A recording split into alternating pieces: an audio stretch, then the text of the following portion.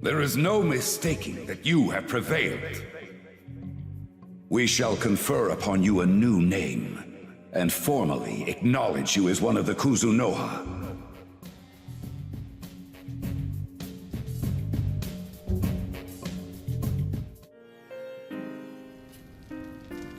The village hereby confers upon you the name RAIDOU Kuzunoha.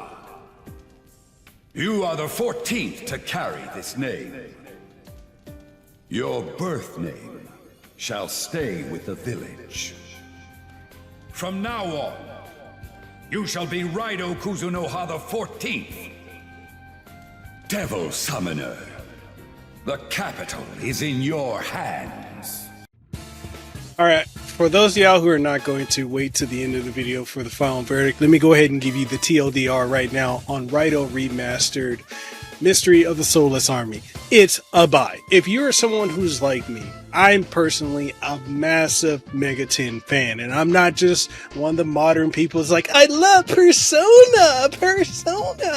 I'm not one of those. No, I got stake in the game, right? And one of my favorite games has been the RAIDOU Kuzunoha games, which is effectively two. That and the Digital Devil Saga, which I hope gets a remaster or a remake or re-release or something, because have you seen the prices of those games for PS2? Too dang high. They are way too high. Anyways, all that being said, this right here, the remaster of RAIDOU Mystery of the Soulless Army, is absolutely fantastic. I highly recommend it. Now, granted, if you are someone who's only been playing RPGs as a modern RPGs like Persona or anything else that's come out since 20, maybe this is going to be a little rough for you. And while this isn't a turn-based RPG, it is an action-based RPG, but the thing is, this being called remaster is it's a little bit misleading, because RAIDOU Remaster Mystery of the Soulless Army. Yes, that name is too freaking long. ATLUS. This is more of a remake than a remaster, because it's taking more from RAIDOU 2, which is King Abaddon, than this original release. So just understand, it's a remake. Truth be told, it's a complete remake, because if you wanted a remaster, then Shin Megami Tensei 3 HD Nocturne, that right there was a remaster. This is a remake. Nonetheless, this game is amazing. I actually got this about a week and a half ago at the time of this recording. This is what, June 18th right now of 2025. I actually got it a week ago, and I haven't beaten it. I gotta put this out there. I haven't beaten the game, but the game has been really awesome, right? I'm close to beating it, right? I got an early access to the Steam early build before the final update, kicked in. And so this game right here, also shout out to SEGA. If you want to pick up a copy of the game, links will be in the description down below, or somewhere in the pinned comment or something like that. But nonetheless, this game has been absolutely amazing. So you're probably wondering, okay, so you say what's a Mega 10 and all this other stuff? Okay, so quick rundown. If you don't know what Mega 10 is, Megami Tensei is the original series that kind of sprouted everything. I mean, it's the origin of this franchise. Originally was a light novel that turned into an anime and then became a game series, and here we go, right? We got Megami Tensei 1 and 2, then we got Shin Megami Tensei, then we got, that basically was an umbrella. Like, yes, you got the mainline entries, but you had an umbrella, and then you had all these other games fall underneath that umbrella. And yeah, it's a franchise. Persona used to be SMT, Shin Megami Tensei Persona, before that got dropped with the re-releases of Persona 4 and such. Anyways, now that we got you all caught up to speed, let's go ahead and dive into it. So this game starts you off. Basically, you play as RAIDOU Kuzunoha, right? Or the 14th. RAIDOU Kuzunoha the 14th. But technically, you get to name your character. So I named him, obviously, Mikhail Casanova. And then you go from there, and you earn your way going through this, probably, I'd say, a 10-15 minute tutorial, getting you used to the basics of the combat, because it's action-based, right? And this is where it fundamentally plays differently than the original, because in this one, you got your light attacks, you got your heavy attacks, then you got your gun, and then you also have magic And then as it goes along, you start getting your, you know, because you are a devil summoner, you'll start getting devils that you can recruit.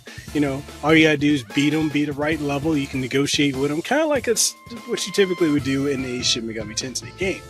Now, like I said, this is very different fundamentally gameplay-wise from the original, which didn't play like this too. And there's some other gameplay iterations that are different in this remake. I'm not going to say remaster, remake.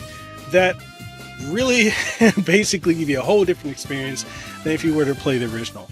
And if you're wondering, okay, what's the definitive way of playing RAIDOU 1?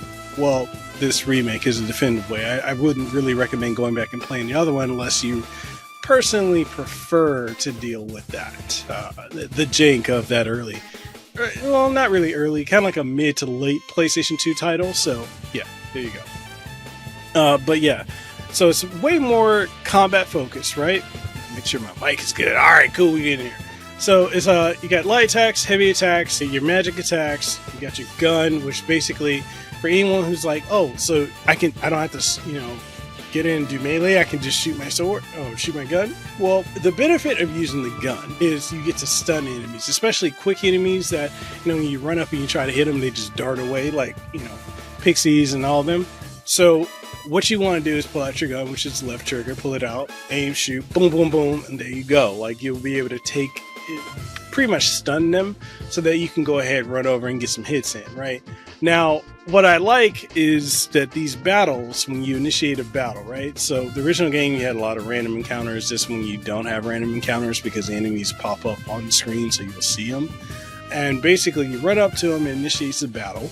And then the battle is kind of in an enclosed arena, right? So it's you and then typically your two other devils that you know, manage to recruit or, you know, create a contract with. And then you go up against a variety of enemies. It can be one enemy, two enemy, up to 5 or 6 enemies. It kind of depends on where you are in the game, like on what you're doing, right? So you'll be in this enclosed arena, and then basically you're controlling RAIDOU, right? But you also have your two devils that you can, you know, with the tap of the left, you know, left direction or right direction, depending on if you're playing keyboard. I didn't play the keyboard and I also played with the controller. But that allows you to either have them do certain things, use magic attacks or not. Then you also have the capability of calling them back to you, which if you tap in the left stick, then any type of like super damaging moves, which when you come up against the first boss, man, he will spank you.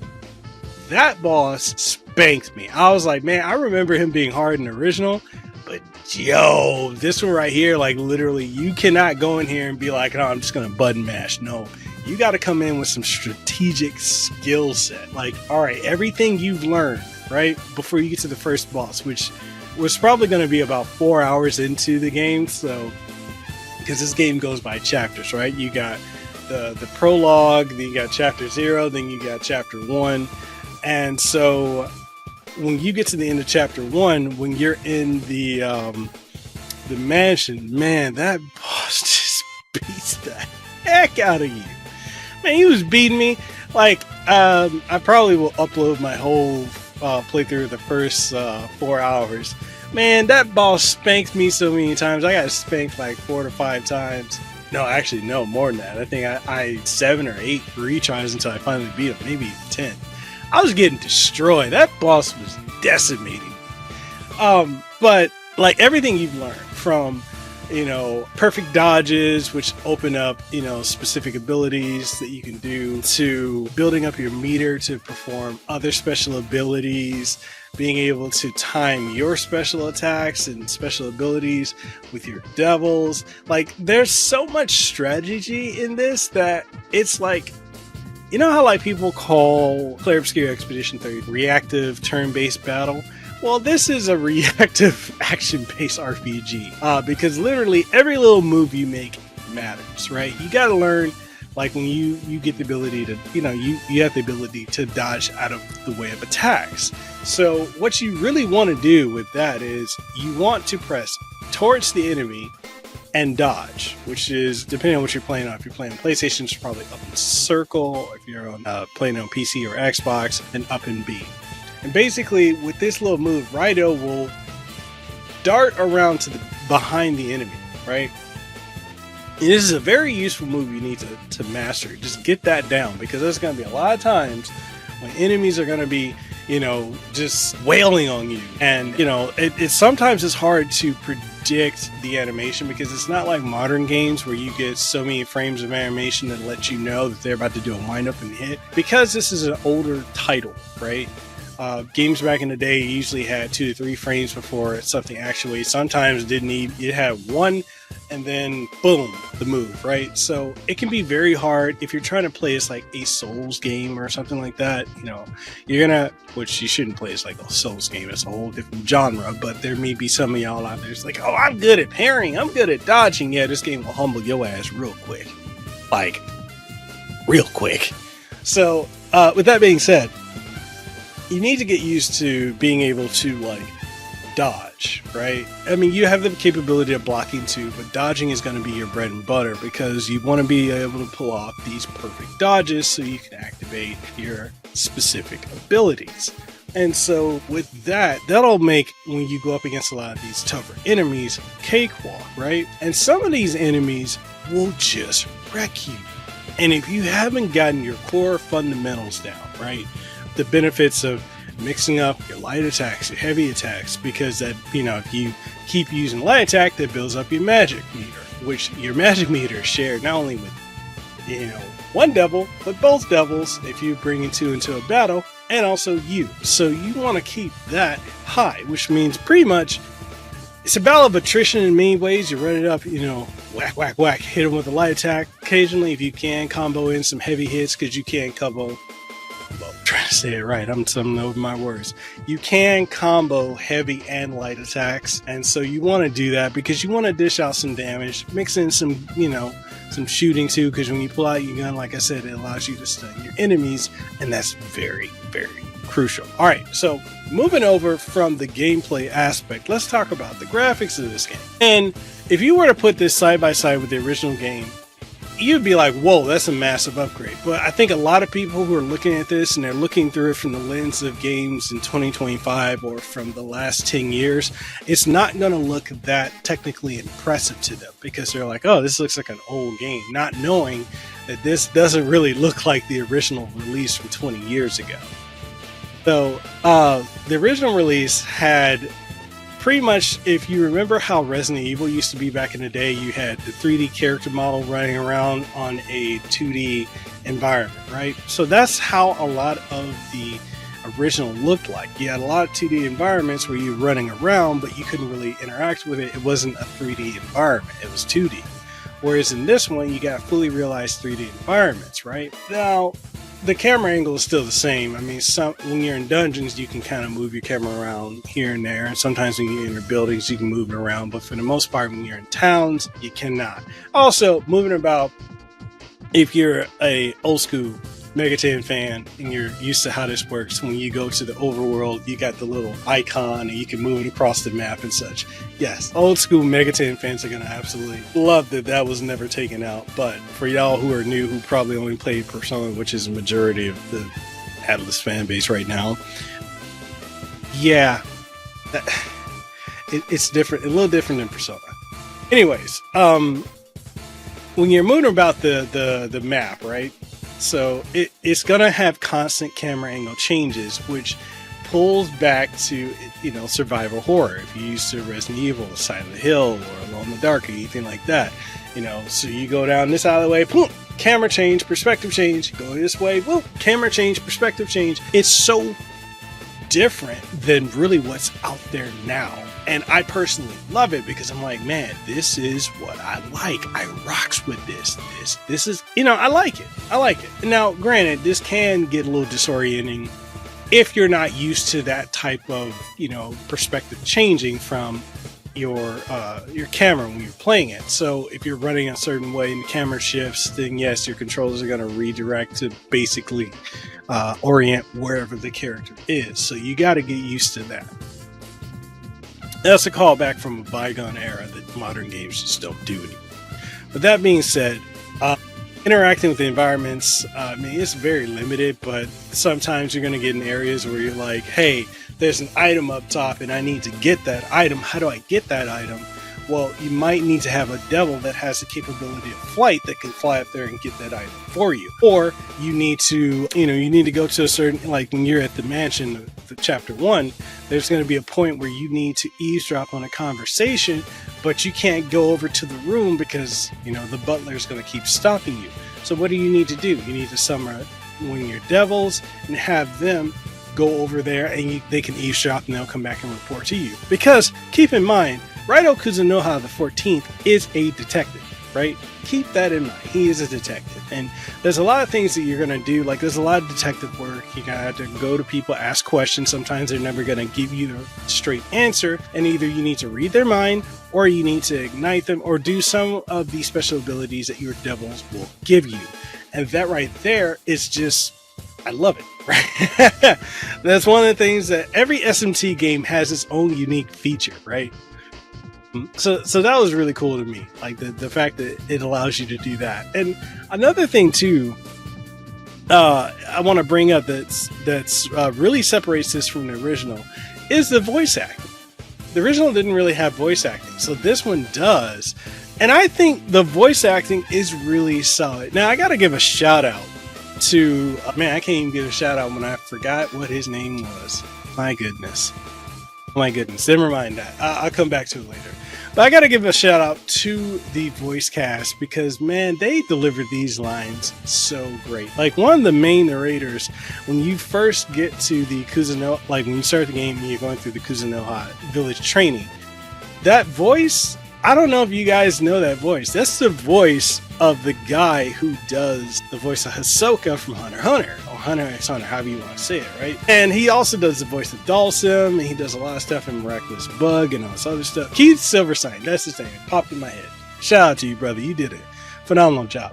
But and even I don't know 100% if that's voiced by Keith Silverstein, but it sounds like Keith Silverstein. But nonetheless, like, the voice acting is dope. I think the voice that they got for Raidou is good. I think all the other characters, everyone delivers lines perfectly. Like, it's got that sense, and it captures the essence and vibe of Shin Megami Tensei so perfectly, because it gives you that surreal horror type of feel and atmosphere with the voice acting that complements the audio that you're hearing, but also there's that little campiness to it that just works, right? So the voice acting is good, even for the devils, although sometimes it can get annoying when you go lead a battle and they level up or they get new abilities and they're all like, Raidou! Raidou! Raidou! Raidou! That can get a little annoying, I'm not gonna lie. But all that being said, though, I don't want to talk about too many specifics because I don't want to spoil the game. Also, I really want people to pick this up and play it themselves and experience it. I'm one of those people who doesn't like doing reviews where I'm covering story spoilers, just because I think you need to experience it. So, too many people, in my opinion, personally, just go straight to the spoilers because they want to know what happens, and I feel like that robs you of the experience and the journey. Yes, I know a lot of us are probably older at this point. Some folks are in their 20s, or a lot of us are in our mids or late. Like me, I'm in my late 30s. Well, technically my mid 30s going to my late 30s. Nonetheless, and also probably if you played it, the original, you were probably in your early 20s or teens at the time. You're probably 40 something now, maybe even 50. So I know time's of an essence. There's so many games that are coming out there super long, 50 to 100 plus hour RPGs, and a lot of us still have that time. Trust me, I don't have that time. But this is a game where I'm like, if there's any RPG that you need to play, or action RPG you should play this year, it's this one. This is definitely one I think you should pick up and play. If you can get past, I know a lot of the younger generation of gamers, and also a lot of the, the mainstream RPG fans are probably not going to be able to get past the graphics. But if you can get past that, it's a solid experience. And I hope that we get a RAIDOU Kuzunoha remaster of the second game. And I think this is basically testing grounds for them making a RAIDOU Kuzunoha 3. I really strongly feel that. Now, again, I say I played this on Steam, and there is a Switch version come out. I didn't get a review code for the Switch version. Hopefully, fingers crossed I do, but if not, I got a physical copy already prayed for and pre-ordered and on its way. So I will talk about the Switch version, which I personally think the Switch 2 version is probably going to be closer to the Steam version or PlayStation version that, you know, that's probably the best version to play. Whereas I think the Switch 1 version runs at 30 frames per second handheld and 60 frames per second dock, but it's kind of locked at 720p in both dock and handheld.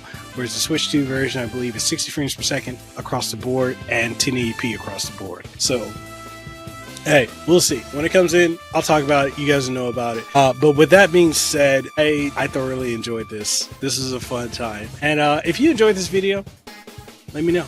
Say something. Holla back at me. And all that being said, thank you to SEGA and ATLUS for giving me the opportunity to cover this. And I know this is a different style of review. I wanted to do it differently. I do have a whole written review up, which will be up on my website, mikhailcasanova.com. So go check it out if you want a more detailed, in-depth analysis of it. But beyond that, yeah, this is a good time. This is a really good time.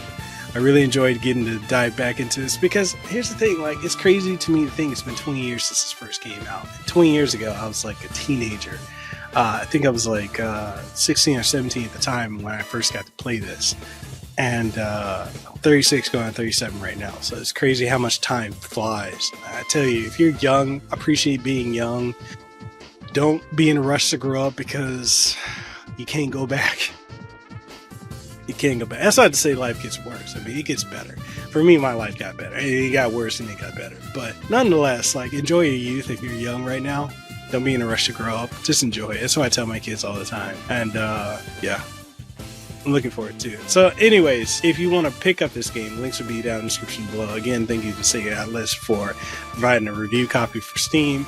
And I want to know what you guys think. Have you picked this up? Have you played the original? Are you more than just a Persona fan?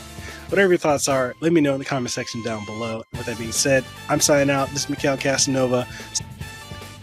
With that being said, I'll catch you guys in the next one. Stay blessed, be humble, or be cocky. I don't care. And I'll see you guys in the next one. Peace out. And here we go.